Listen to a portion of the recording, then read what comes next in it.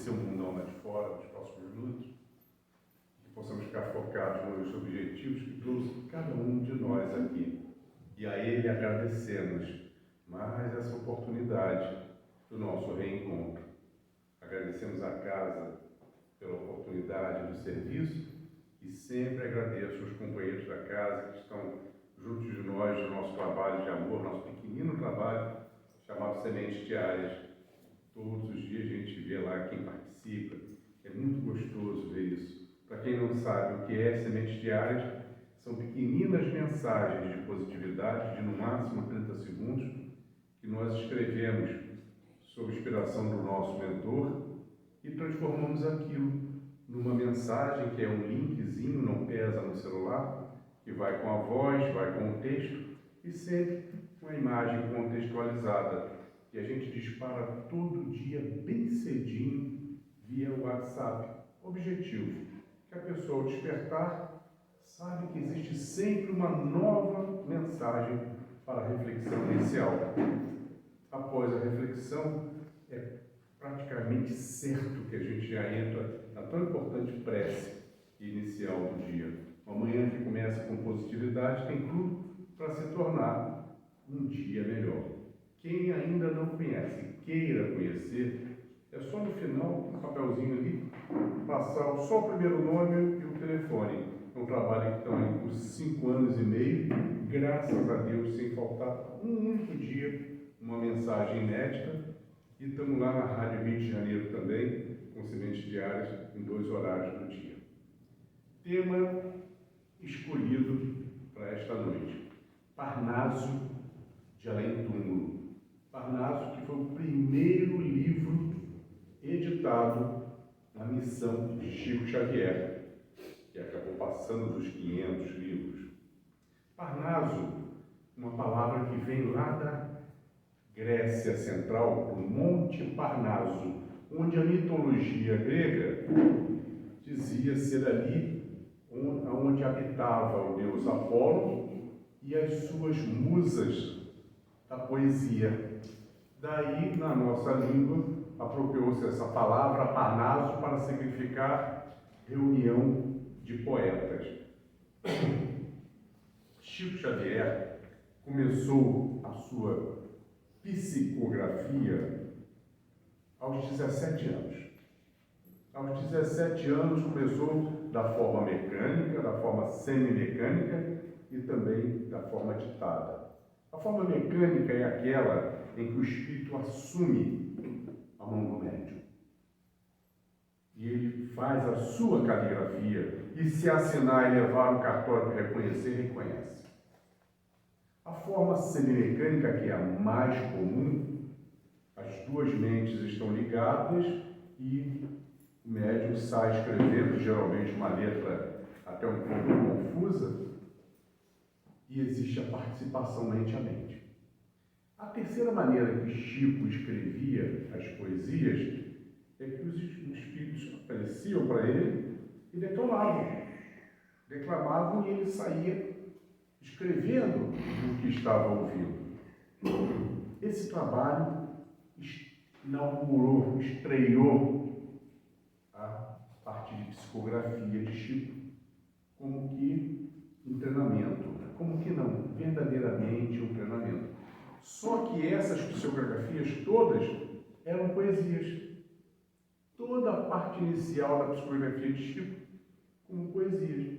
Poesias que Chico, dentro daquela sua humildade imensa, ele não tinha a coragem de colocar ali os nomes de quem estava escrevendo. Pela falta de certeza dele se aquele espírito era mesmo aquele que estava ali assinando, ele não queria assumir essa responsabilidade.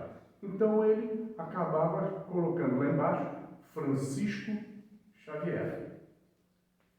Coube ao seu irmão José Xavier, certamente intuído, orientado pela espiritualidade maior, ele pegava aquelas poesias e enviava por correspondência para o jornal Alvorada, aqui no Rio de Janeiro. Era um semanário com uma tiragem de 40 mil exemplares por semana, o que para a época era bastante significativo. Um dos leitores habituais era Manuel Quintão. Manuel Quintão, ele era escritor, crítico, escrevia para o jornal O Reformador e era diretor da FEB, da Federação Espírita Brasileira. E Manuel Quintão, ele começou a perceber que aquelas poesias de um tal Francisco Xavier, ela trazia estilos diferentes de uma para outra.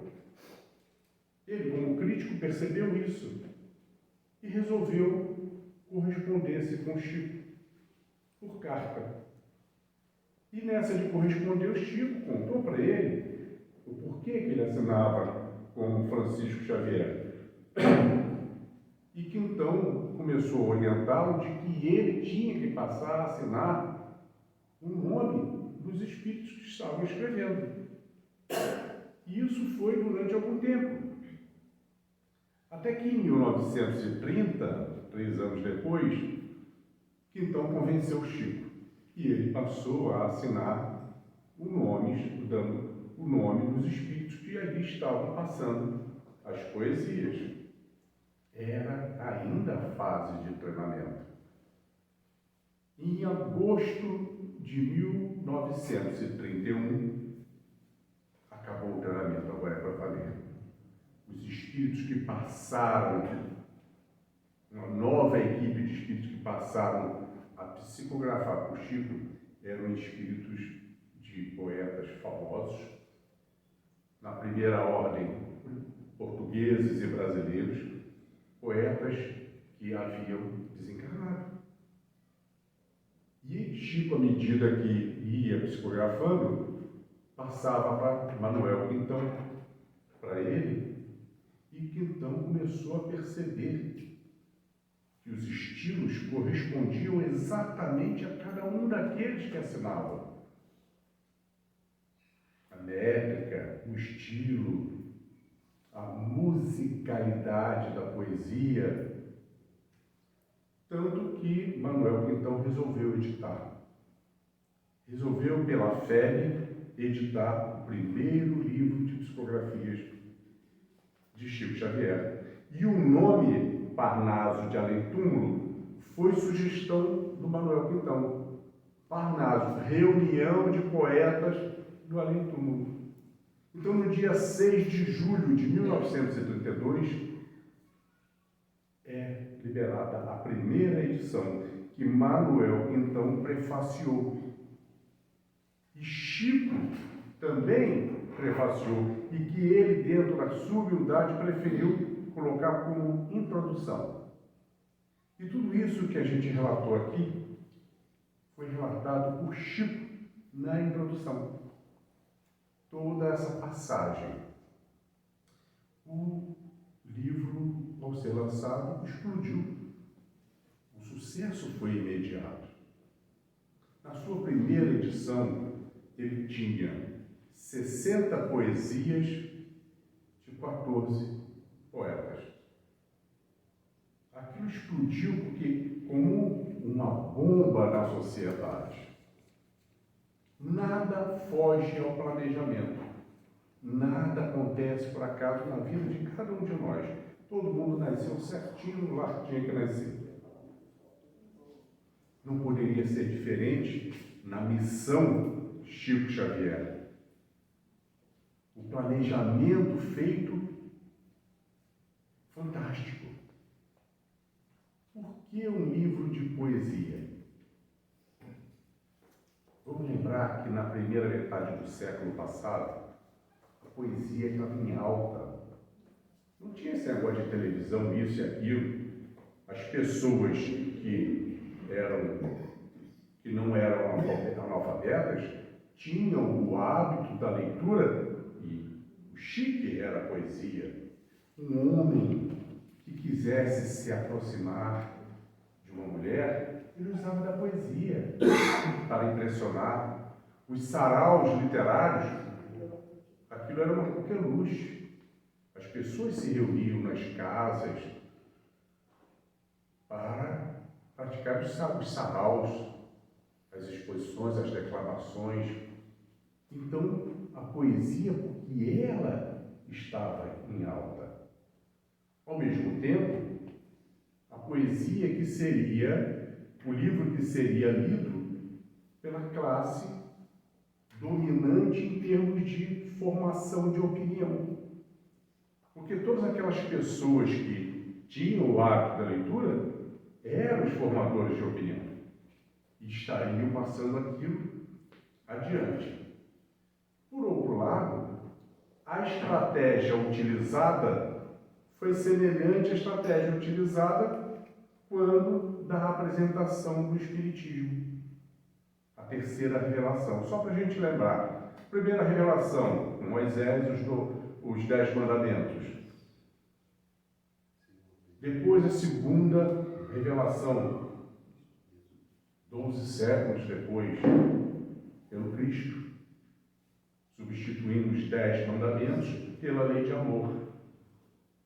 E depois a terceira revelação, o Consolador prometido por Jesus, onde, comandado pelo próprio Jesus, uma legião de espíritos do mais alto estirpe abre os canais mediúnicos em todas as partes do mundo. Os fenômenos começaram a acontecer, as mesas girantes, as comunicações, os fenômenos que foram liberados para acontecer para chamar a atenção da humanidade para a nova revelação. Essa mesma estratégia foi usada em Parnaso de Além-Túmulo, pois um livro que trazia a poesia daqueles que eram admirados e que tinham partido. Na sua sexta edição, em 1955, ele chegou à quantidade que hoje continua sendo de 259 poesias, de 56 poetas. Até hoje, na edição recente, nunca mais teve acrescentado mais nenhuma poesia. Desses 56 poetas, 28 poetas famosos do exterior. 23 poetas famosos brasileiros. E 5 que preferiram utilizar um pseudônimo. No entanto, em 1972, ao completar 40 anos de Parnaso de Além-Túmulo, houve mais uma contribuição de Elias Barbosa.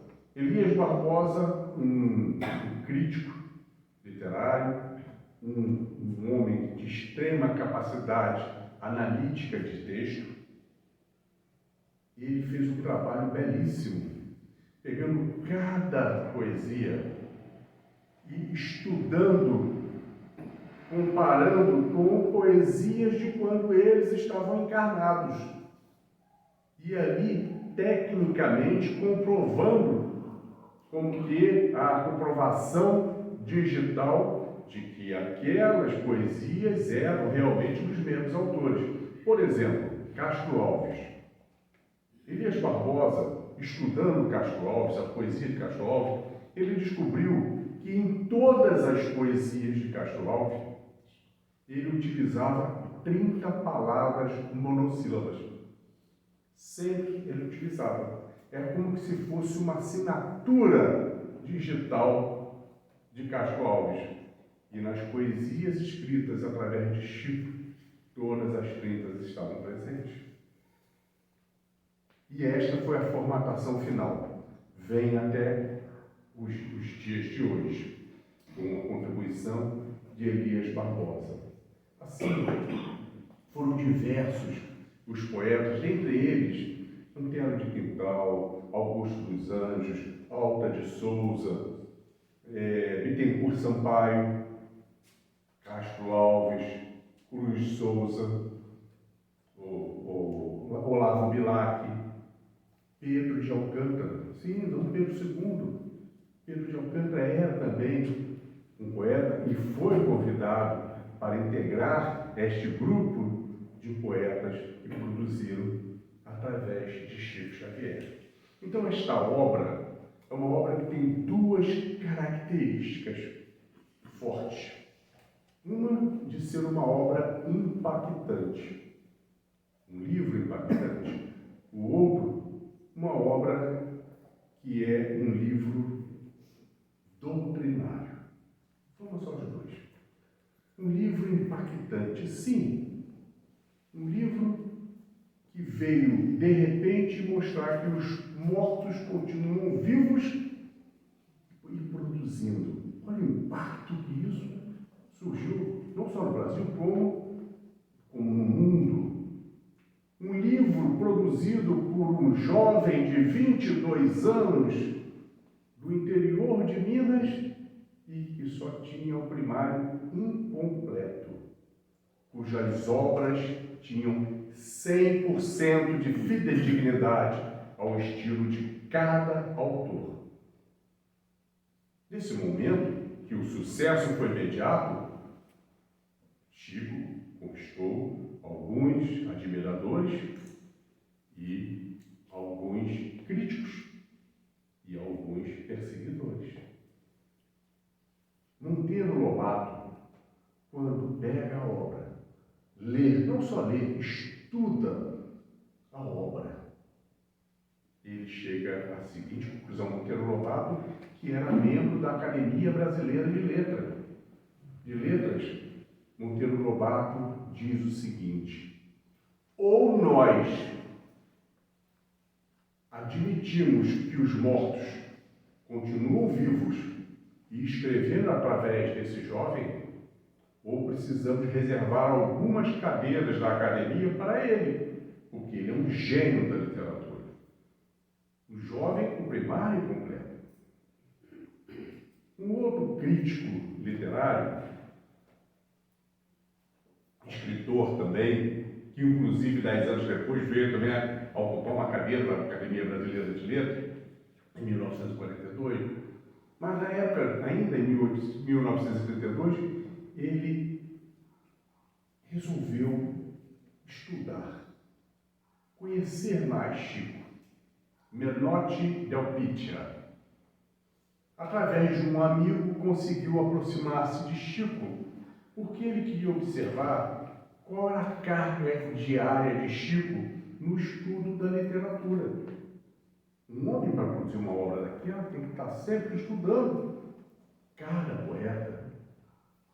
E se aproximou de Chico, passou alguns dias ali com ele e percebeu que Chico, que trabalhava para manter a família, depois todo o seu tempo era utilizado para a casa espírita, para as psicografias, para as obras sociais. A única coisa que Chico não tinha era tempo para estudar. E Menotti del Pitta escreve, ele era escritor do jornal O Globo, escreve no Globo: realmente existe algo de divindade neste jovem Chico Xavier. Um colega dele do Globo, também crítico, Clementino Alencar, resolveu desmascarar Chico Xavier. Foi com esta missão. Partiu para Pedro Leopoldo e passou 3 meses ali, diariamente, com Chico, para pegar onde é que estava o pulo do gato. E ali, acompanhando Chico em tudo. Chegou um momento que ele perguntou a Chico se poderia conceder 3 entrevistas. Mas não ele, Chico, e sim Emmanuel, o seu guia espiritual, através de Chico. Chico imediatamente respondeu. Emmanuel diz que sim. Em dias diferentes. A primeira entrevista ele fez toda em inglês. Chico só tinha o primário. Como é que Chico ia responder uma entrevista feita em inglês? E Emmanuel respondeu tudo em inglês.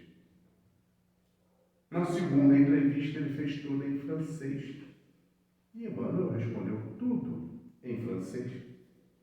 Na terceira ele fez em espanhol. igualmente tudo foi escondido em espanhol. Clementino Alencar, que era ateu, se converteu ao espiritismo e escreveu no Globo que a missão de Chico Xavier no espiritismo é algo de muito especial. Um outro crítico que conhecemos bem foi Humberto de Campos, que passamos depois a conhecer também como Irmão X.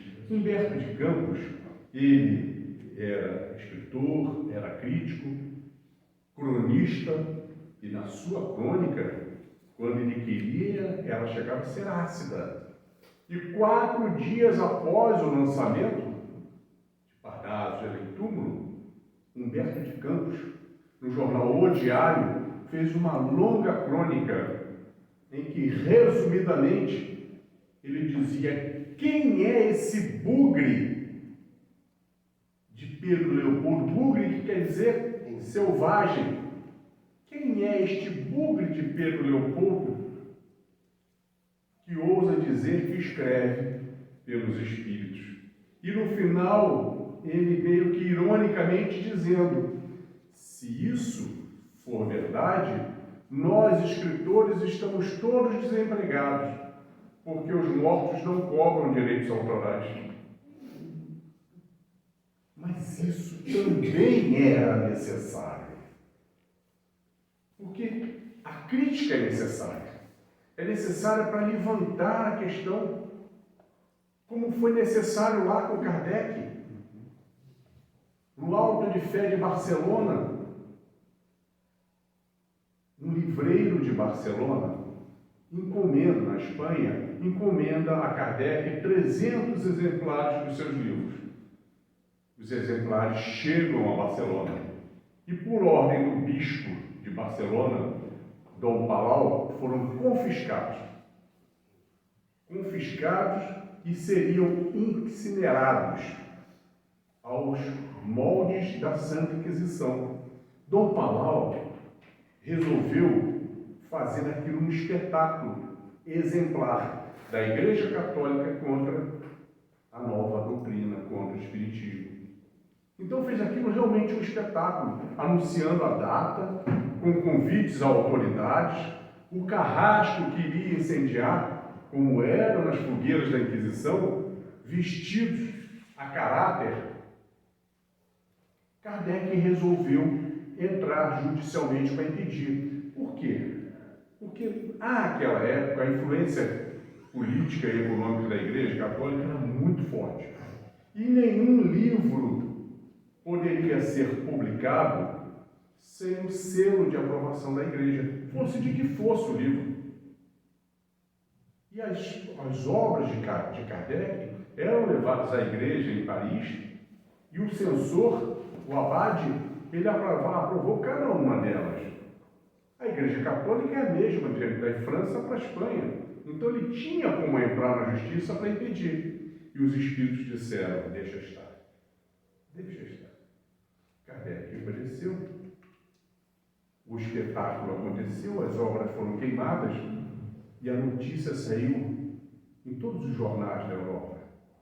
Choveram novas encomendas das obras kardecianas, porque o que é proibido é cobiçado. Então, tudo aquilo que achava-se que tinha sido ruim, não foi. Até mesmo Dom Palau desencarnou pouco tempo depois, e ele deu comunicação na Sociedade Espírita de Paris, pedindo perdão pelo que tinha feito, que não tinha ideia da grandiosidade da obra. Assim, essas críticas, como a de Humberto de Campos, foram importantes para chamar a atenção para a obra em si. No entanto, Humberto de Campos veio a desencarnar 2 anos depois, 1934, e ele era agnóstico.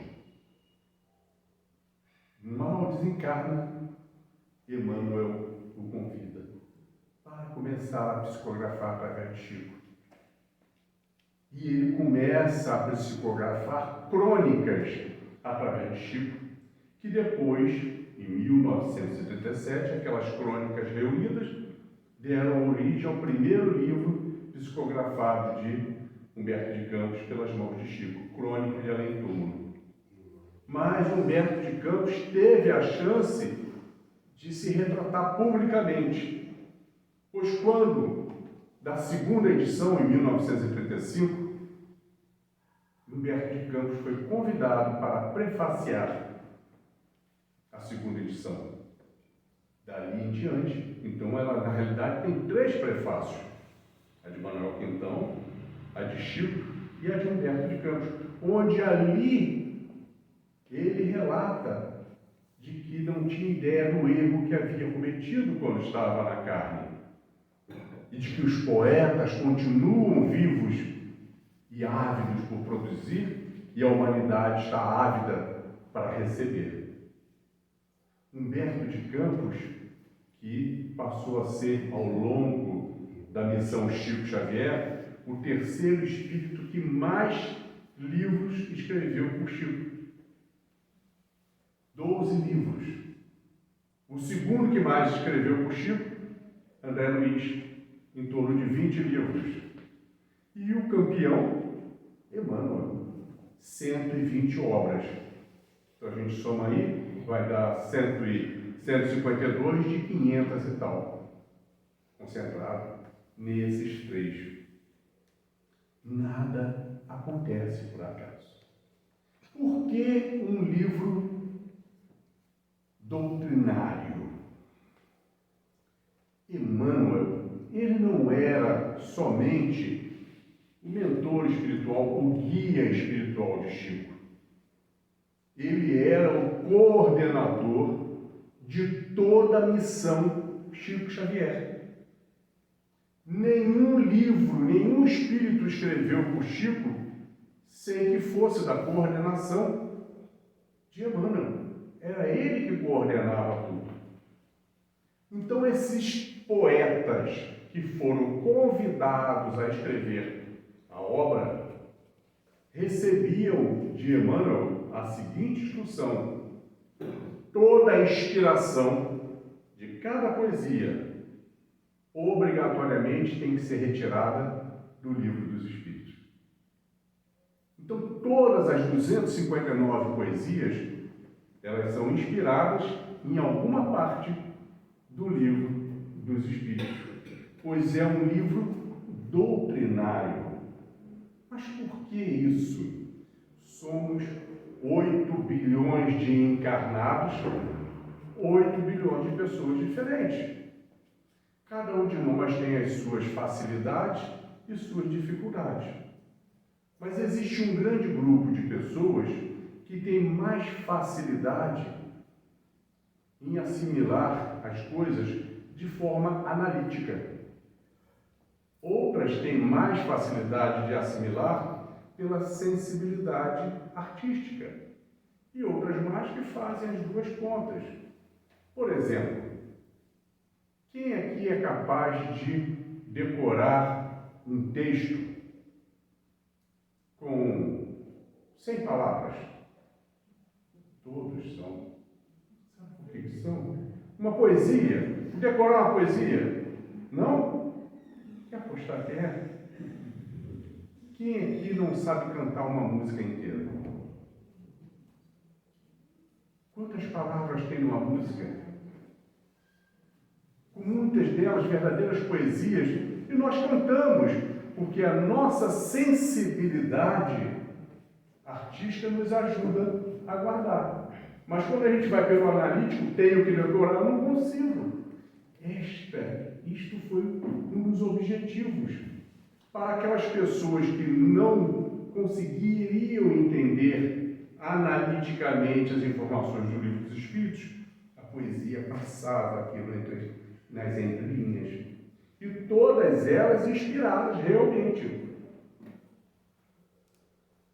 O Livro dos Espíritos, só para a gente lembrar, primeira obra foi a pedra fundamental do Espiritismo, 1857.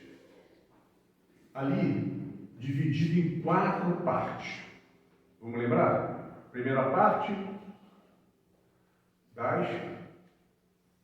a parte das origens, a parte da criação. A segunda parte, do mundo dos espíritos. A terceira parte, a primeira parte das causas primárias. A segunda parte, do mundo dos espíritos. A terceira parte, das leis morais. E a quarta parte, das esperanças e consolações. Ok? Da primeira parte do Livro dos Espíritos, vamos pegar alguns exemplos. Nós temos, na primeira parte, uma poesia intitulada Deus. Poesia de Antero de Quental, que é inspirada nas questões de número 1 a número 16 do Livro dos Espíritos. Existe uma outra poesia com o título Matéria Cósmica, de Augusto dos Anjos, inspirada nas questões 27 a 29 do Livro dos Espíritos, primeira parte do Livro dos Espíritos, que fala sobre o fluido cósmico universal. A primeira parte do Livro dos Espíritos, das causas primárias, de forma ampliada, deu origem ao quinto livro do Pentateuco, Gênesis, em 1868. A segunda parte do Livro dos Espíritos, do mundo dos espíritos, que de forma ampliada, em 1861, se transformou no Livro dos Médiuns, de forma ampliada. Ali nós encontramos de Antero de Quental uma poesia cujo título é O Espírito, e que ela relata a imortalidade da alma, como encontramos de cabo a rabo na segunda parte e no Livro dos Médiuns. A terceira parte do Livro dos Espíritos, das esperanças e consolações, se transformou no Evangelho segundo o Espiritismo. Nas esperanças e consolações, não, das leis morais, se transformou em Evangelho segundo o Espiritismo, 1864. Ali, por exemplo, encontramos uma poesia cujo o título é Aos Homens, de Augusto dos Anjos, inspirada na questão 621 do Livro dos Espíritos, quando Kardec pergunta aos venerandos qual o tipo mais perfeito Deus dispôs à humanidade para que lhe servisse. Não, esquece não. Onde estão gravadas as leis de Deus? 621. Na consciência dos homens. Título da poesia aos homens. E quando a gente lê, a gente vê que ela faz alusão exatamente a essa pergunta e resposta. De Alta de Souza, ainda referente à terceira parte, encontramos a poesia O Senhor Vem, inspirada na questão 625, essa sim. Qual o tipo mais perfeito Deus dispôs à humanidade para que lhe servisse de modelo e guia? A menor resposta de todo o Livro dos Espíritos, Jesus. E Alta de Souza faz a poesia alusiva a O Senhor Vem. Na quarta parte, nós encontramos, por exemplo, ali, quarta parte das esperanças e consolações, que deu origem, em 1865, ao quarto livro do Pentateuco, O Céu e o Inferno. Nós encontramos de Augusto dos Anjos a poesia Nos Véus da Carne, em que ela, poeticamente, fala sobre os gozos e as penalidades da carne. Assim, todo o livro Parnaso de Além-Túmulo é um livro doutrinário, onde as pessoas ali, direta ou indiretamente, vão sendo informadas. O sucesso de Chico Xavier foi assim, da noite para o dia, do anonimato aos holofotes, E como falamos há pouco, muitos admiradores, muitos críticos e muitos perseguidores. Chico Xavier teve neste sucesso a maior prova do seu caráter. Pois Chico, ele vivia com muita dificuldade. Desde sempre. Chico, que era um bendizeiro, arrimo de família. Chegou um momento que eram 17 pessoas, dependendo. Chico, que ainda criança, já trabalhava numa indústria de tecelagem para levar dinheiro para dentro de casa. E não é indústria como hoje, que é cheia de filtro, não. Respirava aquele algodão o tempo todo, insalubre. Até que um dia ele conseguiu um emprego muito melhor como caixa no comércio. Não tinha aquela insalubridade toda. E finalmente, em 1933, ele conseguiu um emprego na Fazenda Modelo do Ministério da Agricultura como datilógrafo. E ali ele ficou então como funcionário público até 1955, quando foi aposentado pelo problema da visão. Não tinha mais como trabalhar. Mas sempre com muita dificuldade. E Chico, desde a primeira obra, ele nunca recebeu um único centavo de direitos autorais. Todas as obras que ele passava em cartório, todos os direitos a instituições espíritas, a FEB, por exemplo, a várias casas espíritas ou a instituições que voltadas à assistência social, à caridade. Sempre fez isso. Isso é uma prova de um caráter imenso. A pessoa viver na dificuldade, ter ali a coisa para receber e não quis saber. Dentre esses perseguidores, o arcebispo de Belo Horizonte, ele não aceitava o sucesso de Chico, dizendo que os mortos continuam vivos e escrevendo. Então ele criou uma armadilha, fez uma artimanha em conluio com a Academia Mineira de Letras. Convidaram Chico a Belo Horizonte, num evento, a Academia Mineira de Letras, para agraciá-lo com uma das cadeiras da academia. Quando a pessoa se tornava um imortal da academia, ela tinha direito a um bônus financeiro muito significativo, que para Chico significava muitos anos do seu trabalho. Resolveria os problemas econômicos da família de Chico Xavier. Então Chico, ali, para receber esse título, esta cadeira da academia, mas colocaram uma condição, que ele teria que, publicamente, admitir que ele era o autor de todas aquelas poesias. Ele agradeceu a oferenda, mas que não poderia trair a confiança daqueles espíritos, e muito menos trair a confiança de Jesus que lhe deu aquela missão. Chico Xavier, um exemplo a ser seguido por cada um de nós, de integridade, de dedicação, de fidelidade à oportunidade recebida da missão, que todos nós temos as nossas, de fidelidade ao código de Jesus.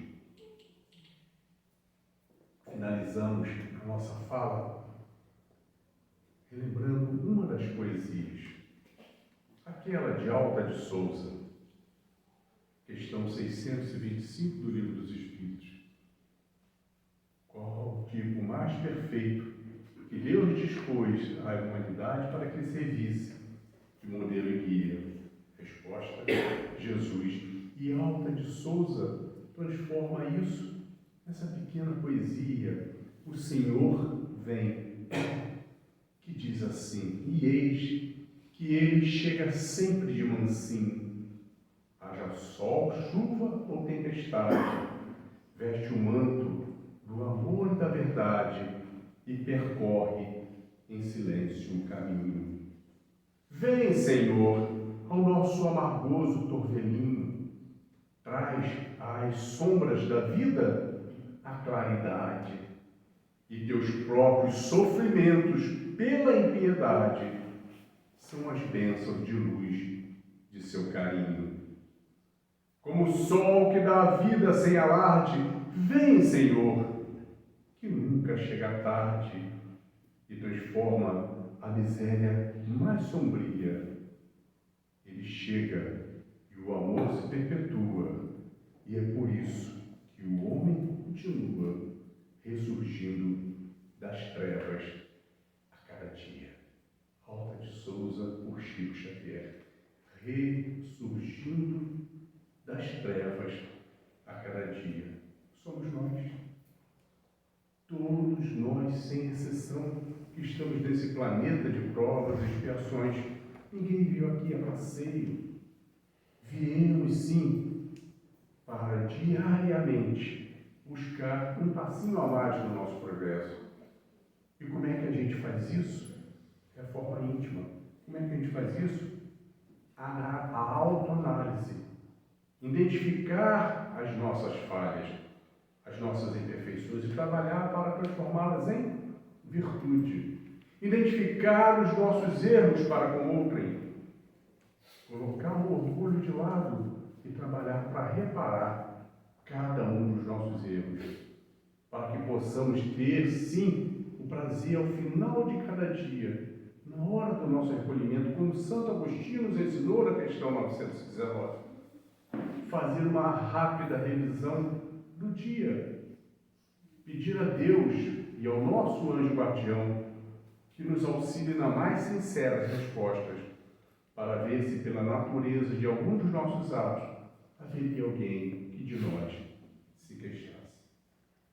E aí, ter a seriedade e a humildade de pedir o auxílio para que no dia seguinte possa reparar uma vez mais. E que a paz de Jesus continue.